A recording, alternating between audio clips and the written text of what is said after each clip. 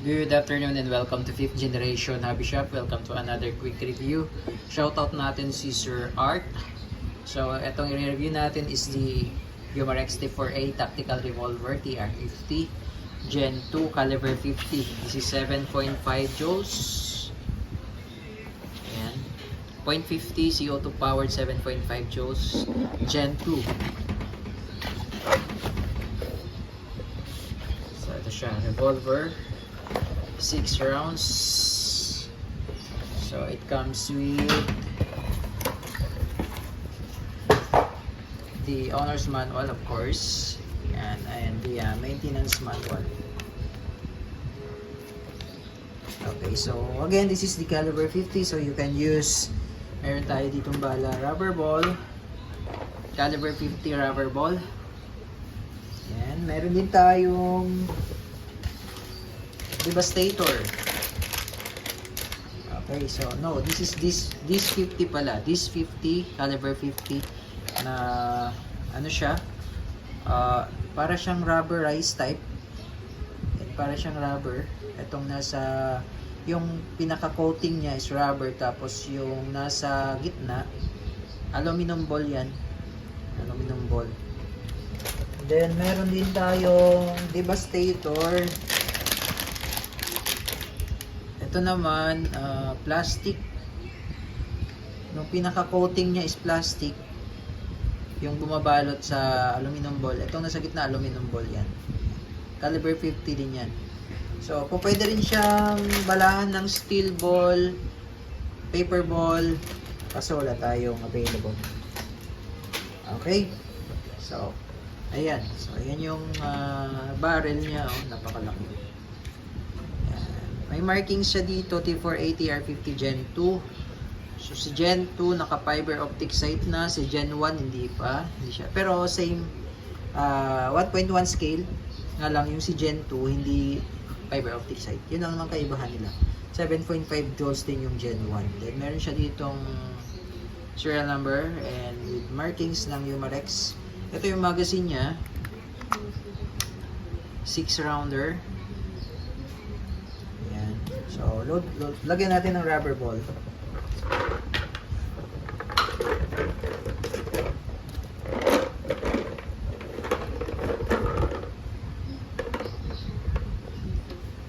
So, itong rubber ball, reusable po siya as long as hindi siya basag or hindi siya punit. Kasi pagkakatagalan siyang ginagamit, lalo na tumama sa solid, na ano siya, natudurog, napupunit. Sa paglo-load naman ganito lang. Ito yung pinaka ano niya, no? Ito yung pinaka gear niya, yan. So ito yung facing, then ito sa likod tayo maglo-load.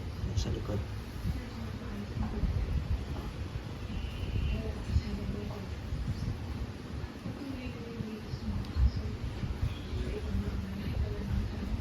Pagdating naman pala sa this 50, ito. Pagdating sa this 50, sa likod din tayo maglo-load. Same lang sa rubber ball. Sa likod lang din tayo maglo-load. Ayan. Yan yung sa this 50. Pagdating naman po sa Devastator, sa harap tayo maglo-load. Pagdating sa Devastator, sa harap. Ayan. Sa this 50 at saka sa rubber ball, sa likod. Sa likod ang load. So, pag ganyan siya.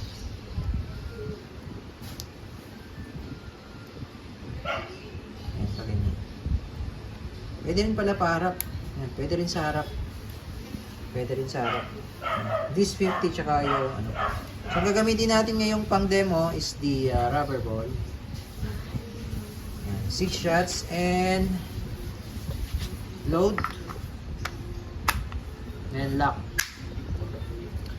Then, ikot lang natin ng one time. Ayan. Tapos, ito naman po, yung kanyang quick tear. Ayan. So, makikita nyo po, meron siyang naka-indicate na push. So, ito kasi yung pinupush. Na ito naman po, yung pressure indicator. Ito. Ayan. Makikita nyo po sa ngayon, nakalubog siya.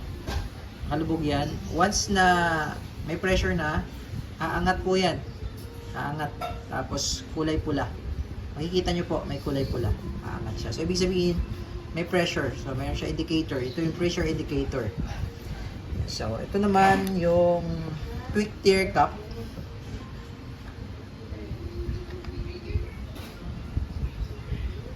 Yan yung quick tear cap.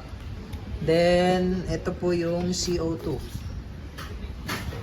So, powered by CO2 12G. So, I'm using Pop Dyno CO2 cartridge 12G. Ito po ay walang thread. Wala po yan thread.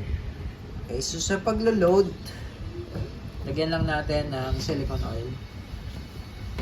Yung quick tear cap. Pinaka niya, yung pinaka ipin niya, yung pinaka karayom. Tapos, etong CO2, ganito po ang paglo-load. Yan. Lagay natin yung CO2 ay yung quick tear cap. Okay. So sa ngayon po, hihigpitan natin. Hanggat hindi nyo na una iikot, tama na po yun. Naipit na po siya.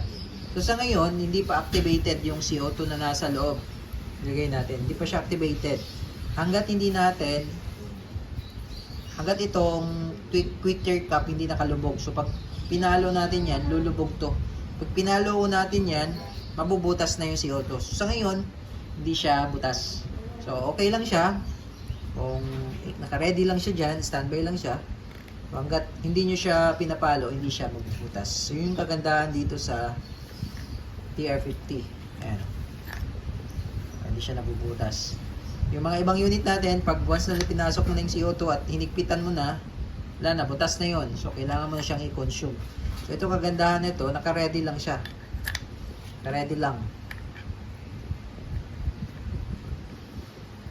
Kung kailangan nyo nang gamitin, paluin mo lang siya. So, pag once na pinalo, aangat to. So, papaluin natin. So, push mo lang yan. Tamang tamang palo lang. Ayan. Tapos, meron na siya dyan, indicator na may pressure na siya. Okay, once na pinalo na natin, kailangan na natin siyang iputok. So, bawal po siyang i-release. To release kasi, para ma-release natin yung pressure, i-release natin, ikot lang counterclockwise. Pero bawal po siyang i-release hanggat malakas pa yung CO2, yung pressure. So, kailangan natin siyang iputok up to 3 to 5, sabihin na natin 4 to 5 magazines or 5 to 6 magazines bago natin i-release. Kasi pag ni-release natin yan na malakas yung pressure, hindi po yun advisable. Okay? So, ipuputok na muna natin ngayon gamit ang rubber ball bago natin i-release yung CO2. Okay, testing. TR50 7.5 joules.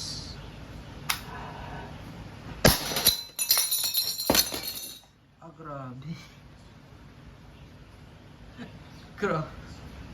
Pagsak lang. Grabing lakas naman yun. Sobrang lakas. Laglag yung steel target Right. Oh. Ito na lang. Para safe.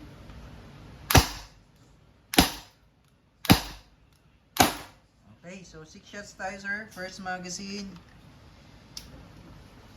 Load tayo. Okay, pangalawang mag tayo, sir. Rubber ball. Again, 6 shots. Pagkasalpak nyo po ng magazine, iikot nyo po isang beses. Ang ikot po niyan ay clockwise. Okay.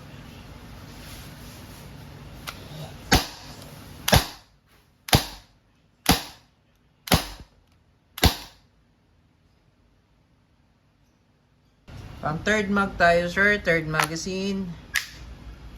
Lock, then ikot. Huwag dyan, kasi bumabanda. Dito na lang.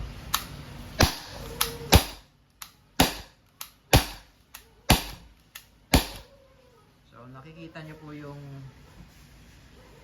tama. Ayan.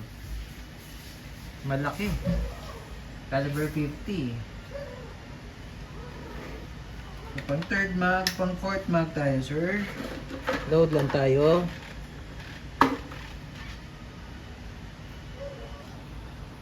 Okay, pang fourth mag.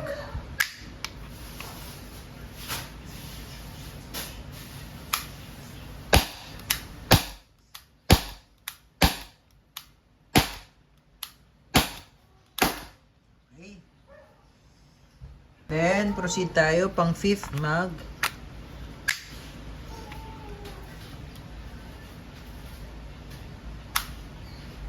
Aray, aray.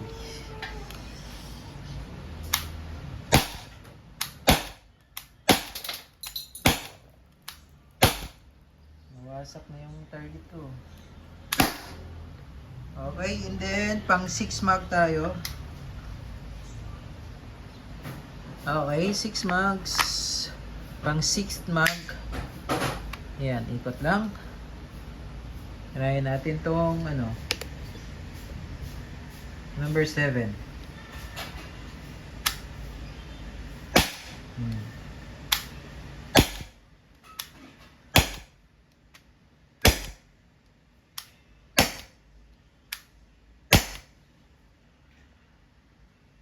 Laki ng tama. So, napapansin nyo po, medyo mahina na siya, no? That's the time na i-release na natin yung CO2. So, pwede pa kayong pumutok up to 7th mag. Pwede pa. So, medyo mahina na yon. So, ngayon, release natin. Twist nyo lang. Counterclockwise. Yan. And then, makikita nyo po dito yung pressure indicator niya. Bumalik na siya sa dati. Yan. Kasi wala na siyang pressure. So, to release the CO2, ikot lang natin, counterclockwise. So, ayan yung CO2. So, laki ng butas, so butas na siya. So, kung gagamitin nyo ulit, pahinga nyo lang muna ng 5 minutes bago nyo siya i-activate. So, kung hindi naman, pwede nyo lagyan ng CO2 tapos higpitan lang. Yan. Yan. Pag hindi nyo na maiikot, tama na yan. Ayan, so okay na tayo, goods. This is the TR50 Caliber 50 Gen 2 by Umarex Air Pistol.